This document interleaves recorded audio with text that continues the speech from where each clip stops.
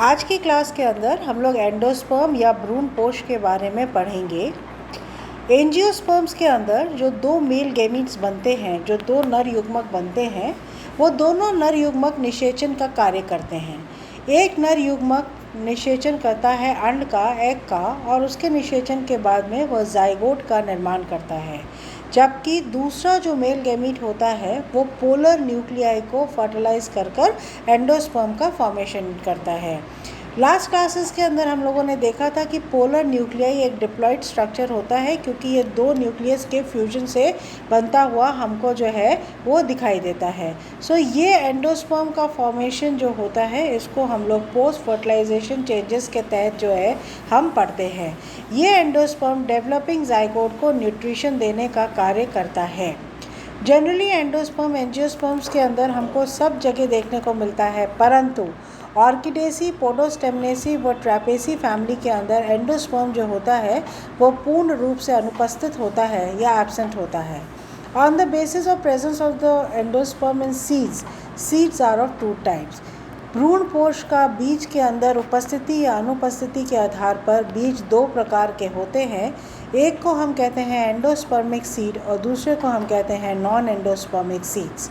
Endospermic seeds भ्रूणपोषी बीज वह बीज होते हैं जिनमें कि एक परिपक्व सीड, मैच्योर सीड के अंदर भी हमको एंडोस्पर्म देखने को मिलता है, और इसका एग्जाम्पल जो हमारे पास में है वो कोकोनट है, कैस्टर है। इसमें बीज में भी भ्रूणपोष उपस्थित रहता है, जैसा कि हम अरंडी व नारियल के अंदर देखते हैं। नॉन एंडोस्पर्मिक सीड्स, अभ्रूणपोष बीजी, mature seeds they are without endosperms, मतलब कि जो हमारे पास में परिपक्व बीज होता है उस परिपक्व बीज में हमको जो है वो भ्रूणकोष देखने को नहीं मिलता है।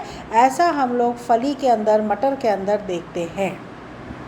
On the basis of the development of endosperm they are of three types. Endosperm का विकास किस प्रकार से हो रहा है या विकास के आधार पर हम भ्रूणपोष को तीन प्रकार का मानते हैं। फर्स्ट इज न्यूक्लियर एंडोस्पर्म, केंद्रकीय भ्रूणपोष। सेकेंड इज सेलुलर एंडोस्पर्म, कोशिकीय भ्रूणपोष, and third is helobial endosperm, माध्यमिक भ्रूणपोष। न्यूक्लियर एंडोस्पर्म वह एंडोस्पर्म होता है जिसके कि अंदर फर्स्ट टू डिविजन्स जो हमारे होते हैं प्राइमरी एंडोस्पर्म न्यूक्लियस के, वहाँ पर न्यूक्लियस कुछ समय के लिए फ्री रहता है, स्वतंत्र रहता है, परंतु बाद में इसमें वॉल फॉर्मेशन शुरू हो जाता है। सेलुलर एंडोस्पर्म वह एंडोस्पर्म होता है जिसमें न्यूक्लियाई के डिविजन्स के साथ साथ वॉल फॉर्मेशन होता हुआ हमको दिखाई देता है। और माध्यमिक या हेलोबियल एंडोस्पर्म्स, हम उन एंडोस्पर्म्स को कहते हैं जिसमें हमको पार्शियली जो है वो न्यूक्लिएटेड एंडोस्पर्म मिलता है और पार्शियली हमको जो है चलाजल एंड की तरफ हमको जो है वो न्यूक्लियस स्वतंत्र रूप से मिलते हैं या हमको डिसऑर्गेनाइज न्यूक्लियस उसमें देखने को मिलते हैं। आज की क्लास के अंदर हम लोग न्यूक्लियर एंडोस्पर्म के बारे में पढ़ेंगे।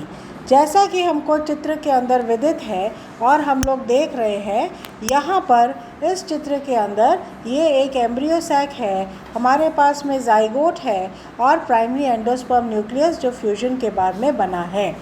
अब इस चित्र के अंदर जैसा कि हमको विदित है कि ये प्राइमरी एंडोस्पर्म न्यूक्लियाई अपने माइटोटिक डिविजन्स करके खूब सारे न्यूक्लियस बना लेते हैं और फर्स्ट फ्यू डिविजन्स के बाद में इसमें वॉल फॉर्मेशन प्रारंभ हो जाता है।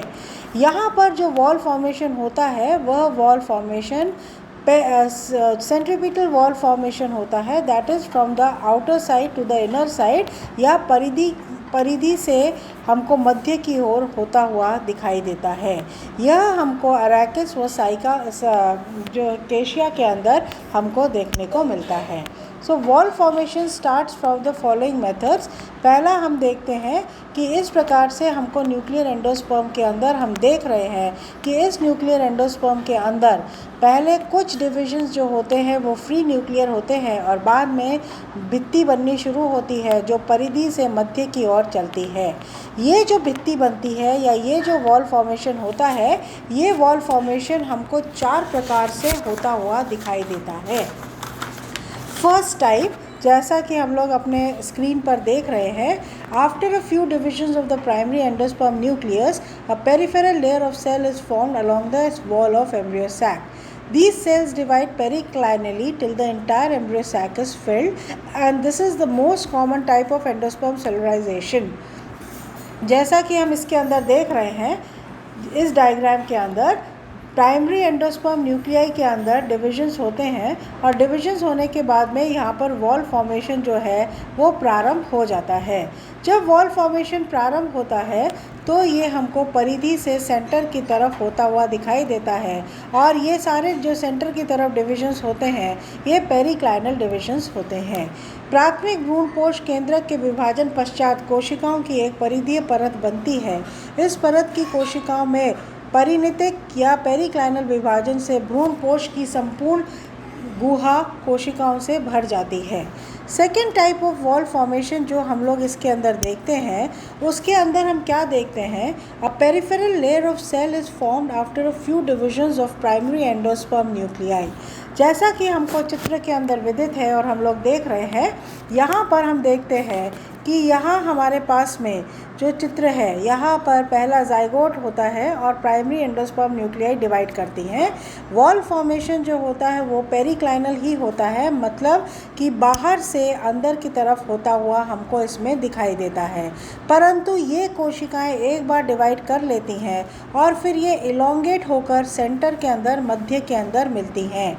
एक बार ये कोशिकाएं इलोंगेट या दीर्घित होकर सेंटर में जब मिलती हैं, फिर ये कोशिकाएं छोटी छोटी कोशिकाओं के अंदर विभाजित हो जाती हैं. वापस से एक बार हम इसको समझेंगे. न्यूक्लियर एंडोस्पर्म में वॉल फॉर्मेशन जो दूसरी प्रकार से हमको होता हुआ दिखाई देता है, उसके अंदर हम देख रहे हैं कि एंडोस्पर्म न्यूक्लियाई डिवाइड करता है. वॉल फॉर्मेशन जो है वो शुरू हो जाता है परिधि की तरफ या पेरिफेरी की तरफ, और यही कोशिकाएं इलोंगेट होकर मध्य या सेंटर की तरफ जाती हैं, और उसके बाद में ये कोशिकाएं छोटी छोटी कोशिकाओं के अंदर टूटकर पूरे एम्ब्रियो सैक को कोशिकीय बना देती हैं. इस प्रकार का एम्ब्रियो सैक हमको क्यूकरबिटेसी के अंदर जो है वो देखने को मिलता है. Third type of wall formation जो न्यूक्लियर एंडोस्पर्म में हमको देखने को मिलता है, वो हमको पॉलीगोनम व फेजियोलस के अंदर देखने को मिलते हैं, जिसमें भित्ति का निर्माण माइक्रोपाइलर एंड की तरफ से होता है, परंतु चलाजल एंड की तरफ जो केंद्रक होते हैं वो हमको स्वतंत्र दिखाई देते हैं या वो हमको फ्री दिखाई देते हैं. चित्र से एकदम विदित है. यहाँ पर हमारे पास में जाइगोट के चारों तरफ फ्री न्यूक्लियर डिविजन्स हुए, और उसके बाद में जो माइक्रोपाइलर एंड हमारे पास में है, यहाँ पर कोशिकाएं बनती हुई दिखाई देती हैं, और चलाजल एंड की तरफ जो है वो हमको सिर्फ केंद्रक जो है वो देखने को मिलता है. यह हमको पॉलीगोनम व फेजियोलस के अंदर देखने को मिलता है. फोर्थ टाइप जो हमारे पास में है, उसके अंदर जो वॉल फॉर्मेशन होता है वो साइमल्टेनियस होता है, मतलब कि जैसे जैसे न्यूक्लियर डिवीजन होगा वैसे वैसे हमको जो है वो वॉल फॉर्मेशन होता हुआ दिखाई देता है. केंद्रक भ्रूणकोश के कोशिका द्रव्य में निलंबित केंद्रक रहते हैं तथा भित्ति निर्माण युगपत या साइमल्टेनियस होता है, अतः भ्रूणपोष के सभी भागों में भित्ति निर्माण एक साथ प्रारंभ होता है. आज की क्लास के अंदर हम लोगों ने न्यूक्लियर एंडोस्पर्म पढ़ा, और हम लोगों ने न्यूक्लियर एंडोस्पर्म के तहत ये पढ़ा कि न्यूक्लियर एंडोस्पर्म हम उस एंडोस्पर्म को कहते हैं जिसमें प्राइमरी एंडोस्पर्म न्यूक्लियस के अंदर कुछ डिविजन्स के बाद में वॉल फॉर्मेशन शुरू होता है, और न्यूक्लियर एंडोस्पर्म में जो वॉल फॉर्मेशन होता है वो 4 प्रकार का होता है, और ये चारों प्रकार आज की क्लास के अंदर हम लोगों ने पढ़े. कल का लेक्चर के अंदर हम लोग second and third type of endosperms पढ़ेंगे, जिनको कि हम लोग सेलुलर व हेलोबियल टाइप ऑफ एंडोस्पर्म कह रहे हैं. सेलुलर एंडोस्पर्म के अंदर हम देखेंगे कि जैसे ही प्राइमरी एंडोस्पर्म न्यूक्लियस का डिवीजन होता है वैसे ही वॉल फॉर्मेशन होता है, और माध्यमिक के अंदर हम लोग देखेंगे कि वॉल फॉर्मेशन जो होता है वो जनरली हमको माइक्रोपाइलर एंड की तरफ दिखाई देता है. एक बड़ा खांचा या हमको बड़ी सेल माइक्रोपाइलर सेल दिखाई देती है, और चलाजल एंड की सेल छोटी होती है, और उसके अंदर जो केंद्रक होते हैं वो जनरली हमको जो है वो फ्री दिखाई देते हैं या वो हमको जो है वो स्वतंत्र दिखाई देते हैं.